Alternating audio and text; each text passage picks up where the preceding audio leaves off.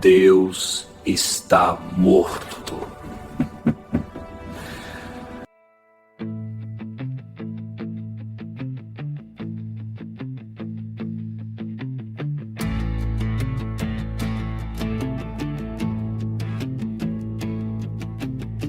O louco grita na praça vazia, segura a lanterna, cego ao meio-dia. Diz que matamos o Deus que restava,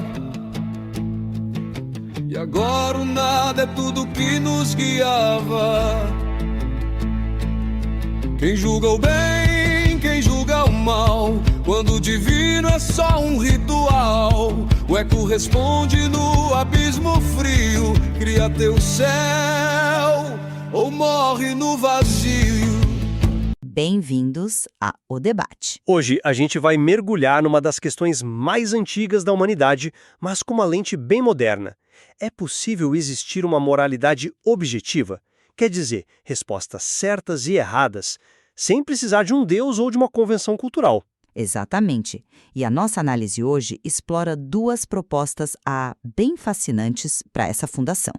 A questão central é: a moralidade é algo que a gente descobre com a ciência, investigando o bem-estar de seres conscientes como nós? Ou será que a moralidade é algo que a gente deduz através da lógica, uma consequência inevitável da própria natureza da razão, que seria válida em qualquer universo que pudesse existir? Eu vou defender que a moralidade tem tudo a ver com os fatos sobre felicidade e sofrimento, um campo que a ciência não só pode, como, na minha opinião, deve investigar. E eu vou propor que os fatos morais são, na verdade, verdades lógicas, que derivam da própria definição de um agente racional, independentemente da nossa biologia ou da física do nosso mundo. Bom, a minha posição é que valores e moralidade estão enraizados em fatos sobre o bem-estar de criaturas conscientes.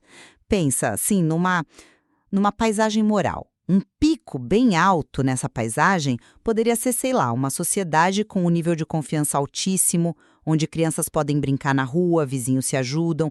Já um vale profundo? Bom, um vale seria um estado falido, governado por milícias, onde a tortura é rotina e a vida é curta e brutal. A ciência, sabe? Especialmente a neurociência, a sociologia, ela pode nos ajudar a entender que fatores nos movem em direção aos picos e para longe dos vales. Isso não é relativo, é factual. Nesse cenário, bom é tudo aquilo que promove o bem-estar. E aquela objeção antiga da filosofia de que não se pode derivar um deveria de um para mim parece um desvio. É como dizer que a medicina não pode nos dizer que a gente deve lavar as mãos para evitar doenças. Uma vez que o objetivo, que é a saúde, está estabelecido, os deveriam vêm como fatos. Com a moralidade, o objetivo é o bem-estar. E as questões morais se tornam, no fim das contas, questões sobre estados do cérebro e do mundo. Olha, eu abordo isso de uma perspectiva completamente diferente. Para mim, a moralidade não depende da ciência empírica para se sustentar. Ela é uma questão de lógica pura, quase como matemática. Fatos morais objetivos existem em qualquer universo possível que tenha agentes racionais. E o que é um agente racional? De forma bem simples, qualquer ser que age com base em razões e busca atingir objetivos. Meu argumento é dedutivo. Pensa comigo. A moralidade, para ser moralidade de verdade, tem que se tratar de regras de imperativos que superam todos os outros. Se uma regra pode ser só ignorada em favor de outra, ela não é a regra moral suprema. A questão, então, existem regras assim? Eu argumento que sim. Para qualquer agente racional, existem o que a gente chama de imperativos hipotéticos, que são basicamente regras do tipo: se você quer o resultado X, então você deve fazer a ação Y. Por exemplo, se você quer construir uma ponte segura, você deve seguir os princípios da engenharia. O meu ponto é que o próprio ato de ser racional cria um imperativo supremo. Se você quer atingir qualquer objetivo, você deve ser racional. Essa regra se sobrepõe a todas as outras. E dela decorrem outras conclusões lógicas, como a de que é irracional contradizer os seus próprios objetivos. A base da moralidade, portanto, é a própria estrutura da razão, não os estados cerebrais de uma espécie de primata num planeta específico. Sabe, é justamente aí que eu tenho dificuldade com a sua abordagem. Ela me soa teórica demais. Com todo respeito, quando a gente fala de agentes racionais em todos os universos possíveis, eu sinto que estamos perdendo o foco do que realmente importa, que é a dor concreta, o sofrimento que se pode sentir aqui e agora. Para mim, uma moralidade que não esteja centrada na qualidade da experiência consciente, a diferença real entre agonia e êxtase, é um conceito vazio. O que importa é a diferença factual entre uma sociedade que floresce e uma que, desce ao caos. Reduzir a ética a uma dedução lógica sobre um agente genérico parece remover o coração da questão, sabe? Mas é justamente o seu conceito de bem-estar que me parece problemático. Você o assume como valor fundamental, mas não justifica por que ele deveria ser. Você simplesmente o postula. A minha abordagem, por outro lado, oferece um fundamento lógico para por que um agente racional se importaria com o bem-estar, entre outras coisas. A razão exige que um agente busque o que é preferível para si.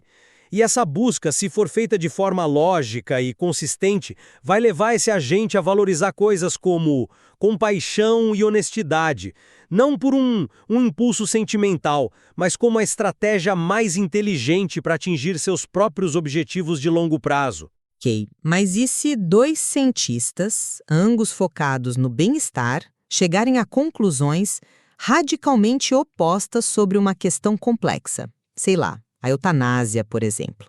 Um pode argumentar que ela minimiza o sofrimento, promovendo o bem-estar, o outro que ela degrada o valor da vida, prejudicando o bem-estar da sociedade. O seu sistema tem uma ferramenta para resolver esse impasse? E o seu tem. E dois lógicos podem discordar, claro, mas eles têm um método para resolver a disputa, as regras da lógica. O seu sistema, me parece, fica refém da nossa própria ignorância. Você diz que a resposta está em algum lugar no cérebro, mas até que a neurociência do futuro nos dê um bem-estarômetro perfeito, a gente fica no escuro, né? A minha abordagem diz que a resposta está na consistência lógica dos argumentos. A eutanásia é moralmente correta se for a ação mais racional para um agente atingir seus objetivos sem se contradizer. Essa é uma pergunta que a gente pode analisar, logicamente. Mas a dificuldade em medir algo não nega que esse algo existe. A meteorologia é extremamente complexa e as previsões podem falhar, mas isso não significa que não existam fatos sobre o clima. É um problema científico a ser resolvido, não uma falha fundamental na premissa. O seu sistema, ao contrário, me parece deslocado da realidade. E isso me leva a outro ponto. Prossiga.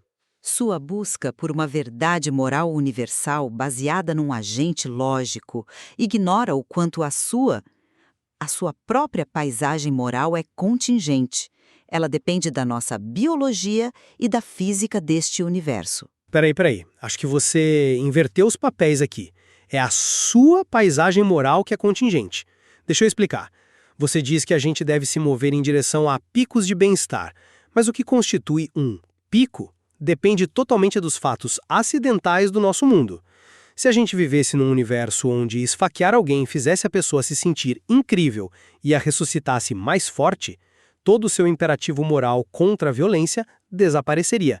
Na verdade, esfaquear se tornaria um ato virtuoso. Isso não te preocupa?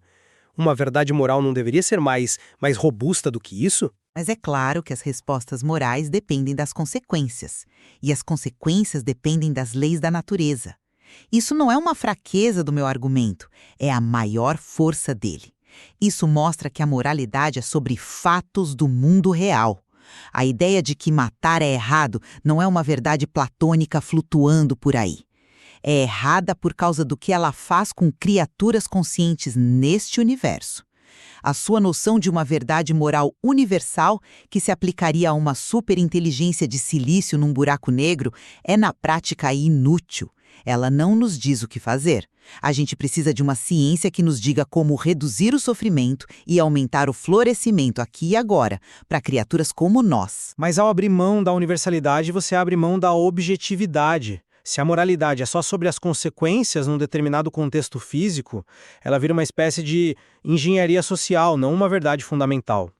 A minha estrutura distingue fatos morais contingentes, tipo não se deve dirigir na contramão, que dependem de convenções locais, de fatos morais universais que são baseados na racionalidade e, portanto, verdadeiros em qualquer lugar. A regra não se contradiga em seus objetivos é verdadeira para um humano em São Paulo e para um alienígena em Alpha Centauri, desde que os dois sejam agentes racionais. É esse o tipo de fundamento sólido que a gente precisa. Alguém que simplesmente não se importa em ser racional no seu sentido. O indivíduo que sente um prazer genuíno na crueldade. Ele pode simplesmente rejeitar a sua premissa. Ele pode dizer, olha, eu não valorizo consistência lógica. Eu valorizo o caos e o meu prazer sádico. Ele pode dizer o que ele quiser. A questão é que ele está cometendo um erro. Ele pode não se importar com o rótulo racional, mas ele certamente se importa com as consequências para ele mesmo. E a irracionalidade, por definição, é agir contra os seus próprios interesses de longo prazo. Piores resultados segundo quem? A definição dele de bom resultado pode ser o prazer sádico intenso, mesmo que isso leve para a prisão em 10 anos. Do ponto de vista do cálculo de prazer dele, pode ser um bom negócio. Mas isso é um erro de cálculo, não uma preferência válida. Entende? É como alguém que gasta todo o dinheiro em doces, ignorando que vai ficar doente e sem teto. Ele está sacrificando um bem-estar duradouro por um impulso momentâneo. Isso é a própria definição de irracionalidade. O meu ponto é que ele não está só quebrando as nossas regras, ele está quebrando as suas próprias regras de otimização de objetivos. Ele está agindo de forma ilógica. E essa é uma crítica muito mais fundamental do que simplesmente dizer a gente não gosta do que você faz. Mas isso presume que o interesse próprio é universalmente definido por longevidade, cooperação e estabilidade. Para um indivíduo com uma neurologia radicalmente diferente, o cálculo pode ser outro. E se a biologia dele for tal que ele é incapaz de sentir as recompensas da cooperação? E se, para ele, confiança for só uma vulnerabilidade a ser explorada? Nesse caso, dizer que ele está cometendo um erro lógico é como dizer que uma pessoa daltônica está errando ao não ver o verde. A condição dele é um fato biológico e as consequências das ações dele são fatos sociais. É aí que a ciência deve entrar, para descrever a situação, mapear as consequências e nos dizer que uma sociedade de psicopatas vive num vale profundo de miséria. Não é uma questão de apelar para a racionalidade dele, mas de descrever os fatos do mundo. Olha, aí eu discordo completamente. Dizer que ele está errado sobre o bem-estar não oferece para ele uma motivação interna para mudar. É só a sua opinião contra a dele. A minha estrutura mostra que ele está agindo contra si mesmo. Ao se comportar de forma psicopata, ele se exclui de bens como confiança, amizade, amor, que são caminhos racionalmente demonstráveis para uma vida mais segura e satisfatória. Ele está jogando o jogo da vida de forma incompetente. É um erro lógico, como mover o cavalo na diagonal no xadrez.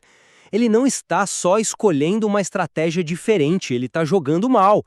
A imoralidade é, no fundo, uma falha da razão.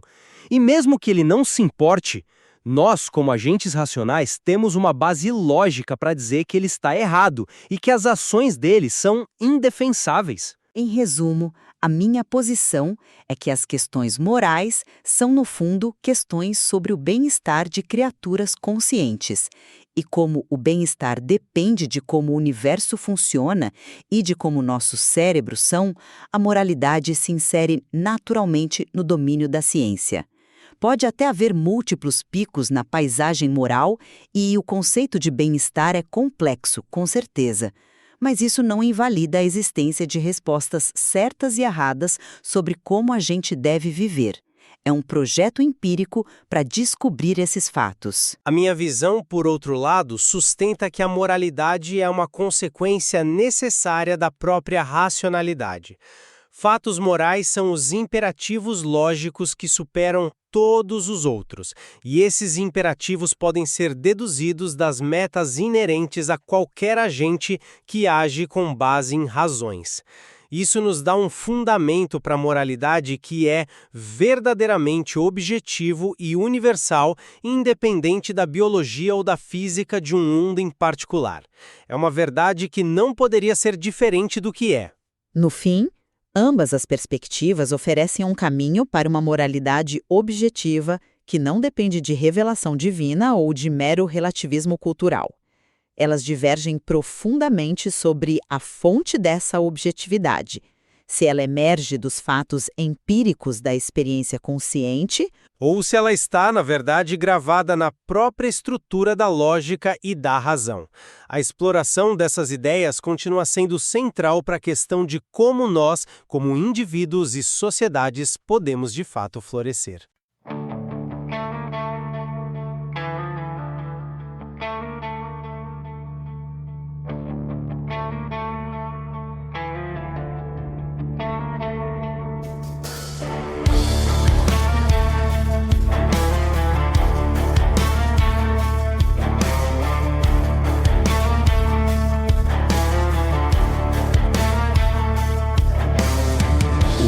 Grita na praça vazia, segura a lanterna cego ao meio-dia. Diz que matamos o Deus que restava, e agora o nada é tudo que nos guiava. Quem julga o bem, quem julga o mal, quando o divino é só um ritual, o eco responde no abismo frio. Cria teu céu ou morre no vazio.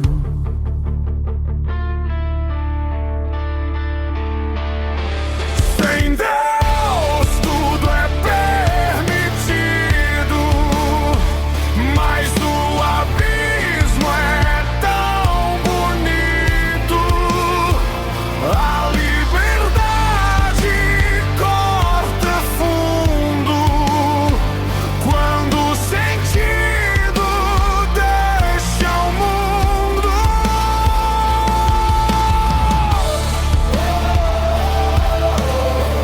Deus está morto em mim, e agora eu tenho que existir.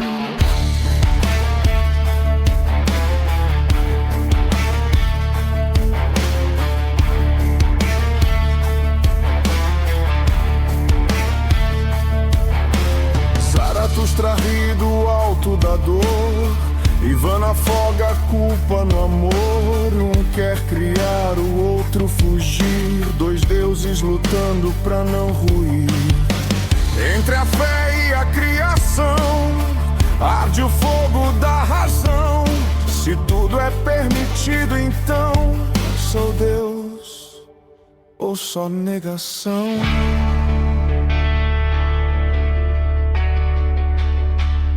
Sem Deus tudo é permitido, mas o abismo é tão bonito. A liberdade corta fundo quando o sentido deixa o mundo.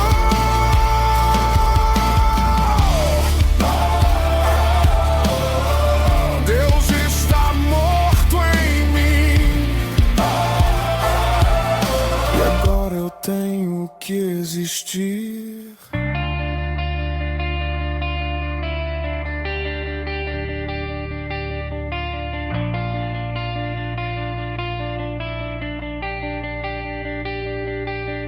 O homem matou o eterno, consciência e solidão. Mas quem dá sentido ao inferno, se o inferno é o coração? Não há mandamento, só espelhos, nem céu, nem véu, só os teus olhos cheios. Deus está morto, mas o sonho é vivo. Tudo é permitido, inclusive o divino.